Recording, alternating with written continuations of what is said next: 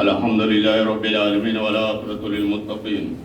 والصلاة والسلام علی رسولہ سید المرسلین وعلی آلہ وصحابہ اجمعین اما بعد فاعوذ باللہ من الشیطان الرجیم بسم اللہ الرحمن الرحیم ان الذین آمنوا وعملوا الصالحات واقاموا الصلاة وآتوا الزکاة لهم اجرهم عند ربهم ولا خوف علیہم ولا هم یحزنون آمنت باللہ صدق اللہ مولانا العظیم وبلغنا رسولہ نبی الامین الکریم ونحن علی ذلک لمن الشاہدین والشاکرین والحمد للہ رب العالمین۔ بارگاہ رسالت مآب میں ہدیۃ الشریف اللہم صلی علی سیدنا وعلی آل سیدنا مولانا محمد وبارک وسلم صلاۃ و سلام علیک یا رسول اللہ صلی اللہ تعالی علیہ وسلم۔ بے شک وہ لوگ جو ایمان لائے اور عمل صالح کیا، نماز قائم کی اور زکوٰۃ دیا، ان کا انعام ان کے رب کے پاس ہے اور انہیں نہ کوئی خوف ہے نہ کوئی غم ہوگا۔ جو ایمان کے ساتھ ساتھ نیک عمل کیا، نماز قائم کی، زکوٰۃ دی، اللہ فرماتا ان کا انعام جو ہے میرے پاس ہے۔ انہیں میدان محشر میں پریشان ہونے کی ضرورت نہیں ہے۔ میدان محشر کی سختی گرمی سے انہیں بے غم کر دوں گا۔ انہیں قبر میں بھی پریشان ہونے کی ضرورت نہیں ہے، میزان عمل میں بھی پریشان ہونے کی ضرورت نہیں ہے، وہ بے غم ہے۔ بس شرط یہ ہے کہ ایمان کے ساتھ ساتھ عمل صالح ہو، نماز کو قائم رکھیں اور زکوٰۃ ادا کریں۔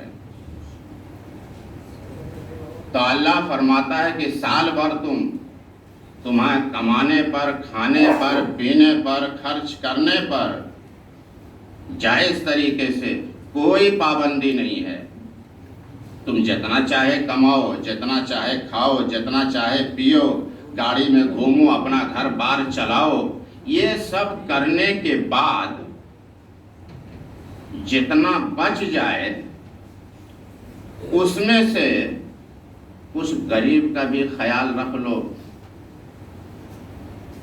اس کا ہاتھ تھام لو تاکہ اس کا کچن چل جائے، اس کے بچوں کی پڑھائی آگے بڑھ جائے، اس کی دوا کی پریشانی، زندگی کی پریشانی جو ہے وہ گاڑی تھوڑی آگے بڑھ جائے۔ اس لیے تمہیں جو مال اللہ نے دیا ہے اپنے فضل سے دیا ہے، مال اللہ کے فضل سے ملتا ہے، محنت سے نہیں ملتا۔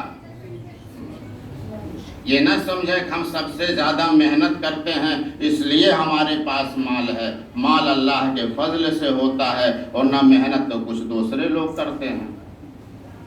محنت کرنے والے ایسے بھی ہیں جو 8 گھنٹہ فاوڑا اور ٹانگا چلاتے ہیں، ان کے پاس 400 روپیہ سے زیادہ، 500 سے زیادہ نہیں ہوتا دن میں۔ اگر محنت کی بنیاد پہ ہوتا تو سب سے زیادہ مالدار تو انہیں ہونا چاہیے تھا۔ کارپینٹر کے پاس صوفہ و کپاڑ نہیں ہوتا ہے، محنت سے تو وہ بنایا ہے۔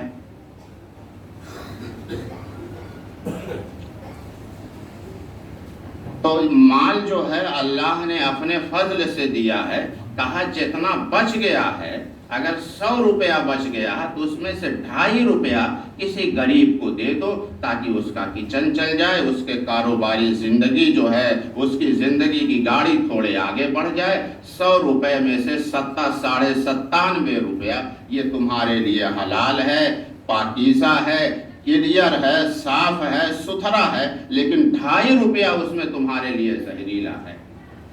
اگر تم نے اس کو بچا کے رکھا، یہ پورا 97 روپیہ جو کلیئر تھا، پاکیزہ تھا، یہ بھی گندا کر دے گا، اسے بھی ناپاک کر دے گا، اسے بھی برباد کر دے گا۔ یہ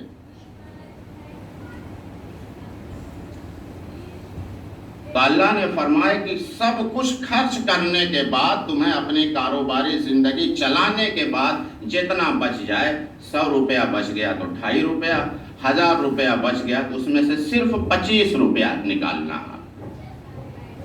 اور اتنا نکالنے کے بعد تم یہ سمجھ لو کہ اس کا اجر میرے پاس موجود ہے، میدان محشر کی گرمی سختی سے جہاں سب پریشان ہوں گے میں تمہیں بے غم کر دوں گا، بے خوف کر دوں گا، تمہیں آزاد کر دوں گا ہر پریشانی ہر غم سے۔ اور اگر تم نے اس کو نہیں کیا، یہ تمہارا سارا مال ناپاک ہو جائے گا، کڑوا ہو جائے گا۔ جیسے آپ سلاد بناتے ہیں تو کھیرے میں کچھ اوپر کی طرف کڑوا بھی ہوتا ہے، اس کو کاٹ کے نکالنا پڑتا ہے، اگر اس کو بھی شامل کر دیا تو سارا سلاد خراب ہو جائے گا۔ ایسے بادام میٹھا ہوتا، اس میں کچھ کڑوے بھی ہوتے ہیں، تو کھیر میں کڑوا نہیں ڈالا جاتا کہ پوری کی پوری کھیر خراب ہو جائے، اس کو نکال کے باہر کر دیا جاتا ہے۔ تو اللہ نے کہا کہ 100 روپیہ میں 2.5 روپیہ تمہارے لیے کڑوا ہے، اس کو نکال کر کے باہر کر دو۔ اور اگر تم نے اس کو نہیں کیا، اس کو بھی تباہ کر کے تم رکھے رہے، تو اللہ سورہ توبہ میں فرماتا ہے وَالَّذِينَ يَكْنِزُونَ الذَّهَبَ وَالْفِضَّةَ وَلَا يُنْفِقُونَ فِي سَبِيلِ اللَّهِ فَبَشِّرْهُم بِعَذَابٍ أَلِيمٍ۔ جو سونا اور چاندی کو جمع کر کے رکھتے ہیں، جوڑ کر کے رکھتے ہیں، اللہ کی راہ میں خرچ نہیں کرتے، تو انہیں خوشخبری دے دو دردناک عذاب کی، خوفناک عذاب کی، تباہ کر دینے والا عذاب، ٹیس دینے والا عذاب۔ وہ عذاب کیسا ہوگا؟ اللہ نے فرمایا یوم یحمى علیہا فی نار جہنم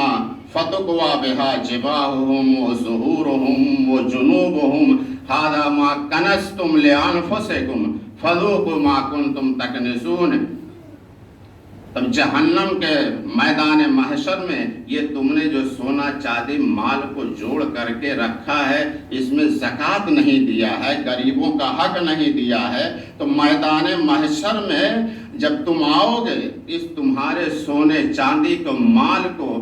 ہم جہنم کی آگ میں تپائیں گے، اسے ڈھالیں گے، ڈھال کر کے استری بنائیں گے، اور اس سب سے پہلے تمہاری پیشانی پر اس کو برابر کریں گے، تمہاری سلوٹیں۔ جب تمہیں زکوٰۃ دینے کی باری آتی تھی، جب زکوٰۃ دینے کا نمبر آتا تھا یا کوئی غریب سوال کرتا تھا تو تمہاری پیشانی پہ بل پڑ جاتے تھے۔ جب حساب کرنے کی بات آتی تھی زکوٰۃ کی تو پیشانی پہ بل پڑ جاتے تھے۔ تو جو پیشانی کے تمہاری سلوٹیں ہوتی تھی نا، تو یہ ہم سونے چاندی تمہارے مال کو جہنم میں ڈھال کر کے جہنم کی آگ میں اس کو بنا کر کے اس سے اس کی سلوٹیں یہ پیشانی کی ہم تمہاری دور کریں گے۔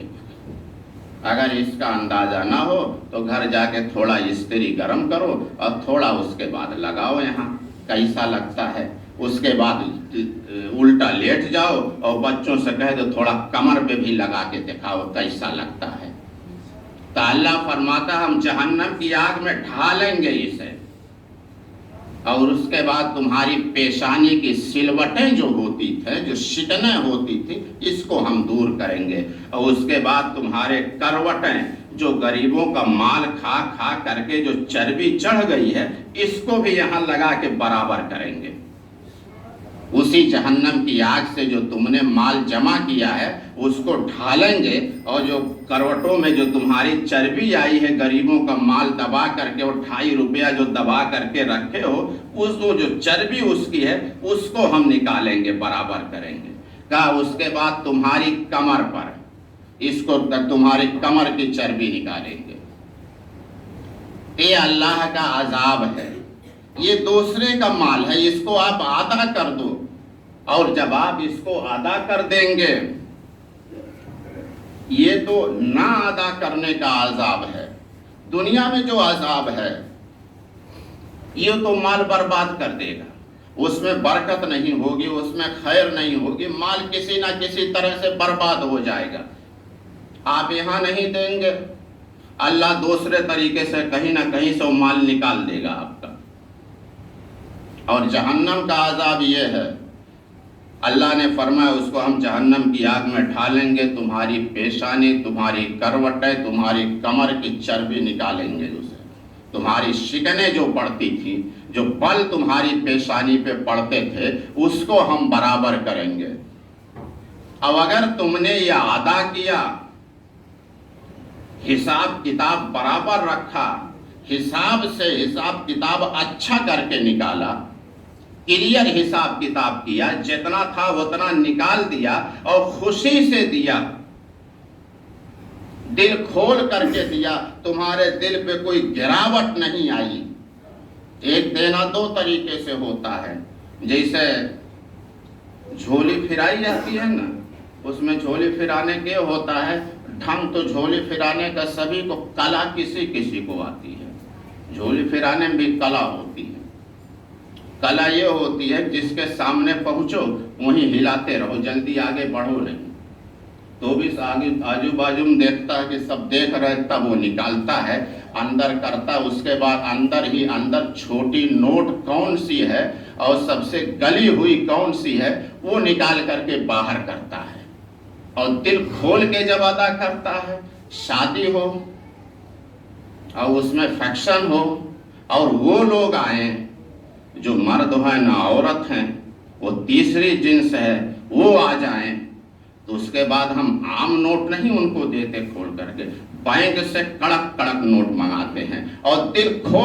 کر کے دیتے ہیں، یعنی جو نکالتے ہیں اس کی طرف دیکھتے بھی نہیں، خالی اڑاتے ہیں، تو یہ دل کھول کر کے دینا ہوا۔ کہا کہ دل کھول کر کے جو دیتے ہیں ان کے ذہنوں پہ کوئی بار نہیں ہوتا۔ وَتُزَكِّيهِمْ وَتُطَهِّرُهُمْ وَتُزَكِّيهِمْ بِهَا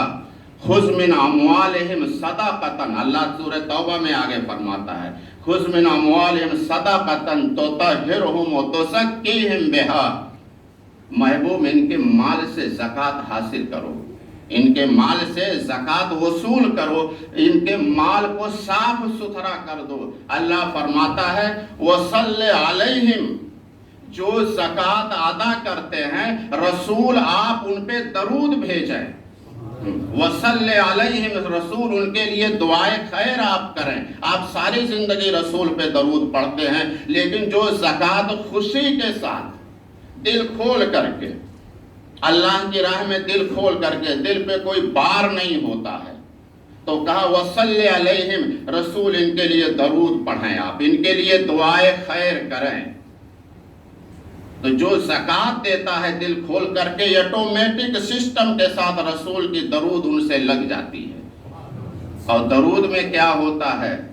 تین چیزیں ہوتی ہے، سلامتی ہوتی ہے، برکت ہوتی ہے۔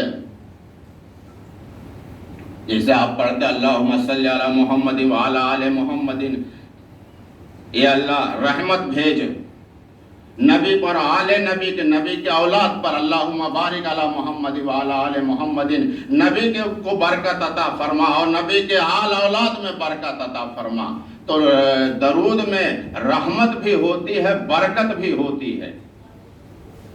جیسا السلام علیکم ایھا النبی و رحمت اللہ وبرکاتہ، درود میں سلامتی بھی ہے، رحمت بھی ہے، برکت بھی ہے، یعنی یہ نبی آپ ان کے لیے درود بھیجیں، ان کے لیے دعائے خیر کریں جو زکوٰۃ کو ادا کرتے ہیں، اور ان کے لیے دعائے خیر کریں، ان کے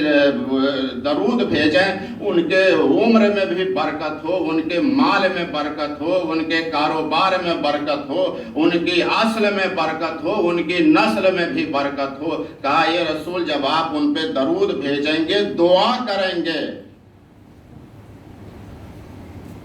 ان الصلاۃ کا سکن لہم، تو اللہ انہیں سکون عطا فرمائے گا، ان کی زندگی میں بھی سکون ہوگا، ایمان میں سکون ہوگا، ایمان دنیا سے جاتے وقت سکون ہوگا،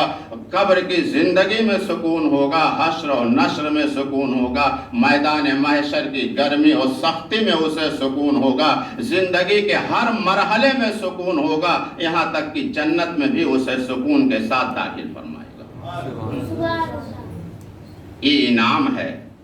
انعام، اتنا بڑا انعام کس لیے؟ آپ بس 1000 روپیہ میں 25 روپیہ حساب کر کے نکال دیں کہ جتنا بھی بنتا ہے آپ کے اس حساب سے اسے نکال دیا کریں، بس شرط یہ ہے واللہ سمیع علیم، اللہ سن رہا ہے، دیکھ رہا ہے، تمہارے دینے کے رویے کو بھی دیکھ رہا ہے، دینے میں جو تمہارا رویہ ہوتا ہے یہ رویہ تم اپنا ٹھیک کرو۔ شرط یہ ہے سکون کا، رسول کی درود اور اللہ کے کی طرف سے سکون کہ دینے میں تمہارا رویہ ٹھیک ہونا چاہیے، تو تمہارے مال میں بھی برکت ہوگی، تمہاری زندگی میں بھی برکت ہوگی۔ شرط یہ ہے کہ جب تمہارے مال میں برکت ہو تم اپنا رشتہ نہ بھول جاؤ۔ جب برکت ہونے لگتی ہے تو ہم رشتہ بھول جاتے ہیں، اس لیے جب گریڈ آگے بڑھتا، لیبل آگے بڑھتا ہے تو آنے والا رشتہ جو ہے اسی لیبل سے ہوتا ہے، اور پیچھے کے رشتے میں ہم بھول جاتے ہیں کہ یہ وہ لوگ ہیں۔ یہ نہیں سوچتے یہ جو رشتے دار پیچھے کے ہیں اسی لیبل کے ہم بھی تھے، اس لیے تو ان میں رشتہ ہوا تھا، اسی میں تھے۔ اللہ نے ہمیں برکت عطا فرمائی ہے تو وہاں رشتہ نہ بھول جاؤ، اللہ کا رشتہ نہ بھول جائے، رشتہ داروں سے رشتہ نہ بھول جائے، اور اللہ کے گھر میں آنا نہ بھول جائے۔ اس کا پابند ہو تو رسول اللہ کی دعا اور اللہ کی طرف سے سکون تمہاری زندگی میں آئے گا۔ تو اسے حساب کر کے جو ہے نکال دیا کریں زکوٰۃ، جتنا آپ بچ گیا ہے آپ کا، جتنا بیلنس ہے، حساب کتاب مکمل کر کے صحیح حساب کتاب دے کر کے نکالیں، اور صحیح دینے میں رویہ آپ کا اچھا ہونا چاہیے، اور یہ ہے کہ جس کو دے رہے ہیں وہ مستحق ہونا چاہیے۔ یہ نہیں کہ جو بھی مانگنے والا آ رہا اس میں آدھے سے زیادہ تو فراٹی ہے مانگنے والوں میں، اور شاید اس میں کچھ مسلم بھی نہ ہوں۔ زکوٰۃ دینے میں یہ بھی کہ ہم نے دے دیا یہ نہیں ہے، صحیح مستحق تک پہنچنا چاہیے، اور سب سے بہتر طریقہ یہ ہے کہ اپنی زکوٰۃ اور فطرہ مسجد کے حوالے سے ادا کریں۔ آپ جس کو جانتے ہیں، آپ کے گاؤں کے ہیں مدارس والے، گاؤں کے آزو بازو کے لوگ ہیں تو ان کو دینے میں کوئی حرج نہیں، لیکن دوسرے لوگ جو آتے ہیں بہتر ہے آپ مسجد میں لا کر کے ادا کریں، مسجد کے حوالے سے دیں، تاکہ آپ کا زکوٰۃ فطرہ صحیح جگہ استعمال ہو، تاکہ وہ ادا ہو جائے۔ آپ کو نکالنا فرض ہے تو صحیح جگہ پہ پہنچانا بھی اتنا ہی ضروری ہے۔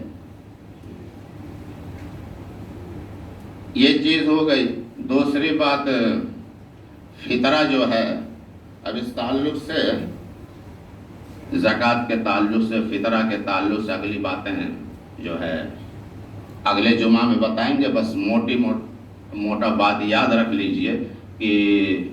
اصل میں فطرہ کا اصول یہ ہے کہ جو جس بھاؤ کا گیہوں آپ لا کر کے کھاتے ہوں اسی اعتبار سے 2 کلو 45 گرام کا حساب کر کے وہ نکال دیا کریں۔ آپ 40 میں لاتے ہیں تو 40 کے بھاؤ سے حساب کریں، 35 میں لاتے ہیں تو 35 کے حساب سے اعلان کریں، آپ ادا کریں۔ اور یہاں جو مسجد میں اعلان ہوتا ہے وہ ایک جنرلی ہوتا ہے کہ جو کارخانے والے ہیں، جو یہ خریدنے وغیرہ کا ان کا کوئی معاملہ نہیں ہوتا، ہوٹل میں کھانا ہوتا ہے، یہ اس اعتبار سے ان کا ہوتا ہے کہ جو اس تعلق سے نہیں ہوتے، ایک جنرل ہوتا ہے وہ، تو وہ جو ہے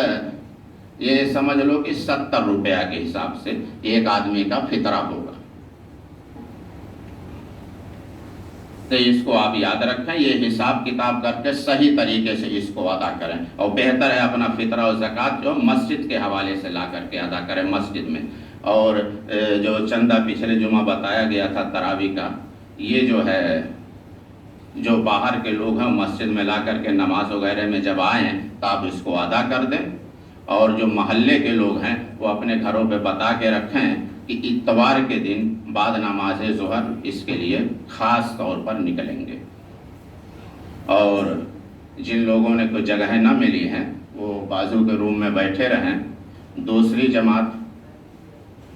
2:15 بجے ہوگی، دوسری جماعت کا اہتمام 2:15 بجے کیا گیا ہے۔ اب جن لوگوں نے سنتیں نہ پڑھی ہوں وہ ادا کر لیں۔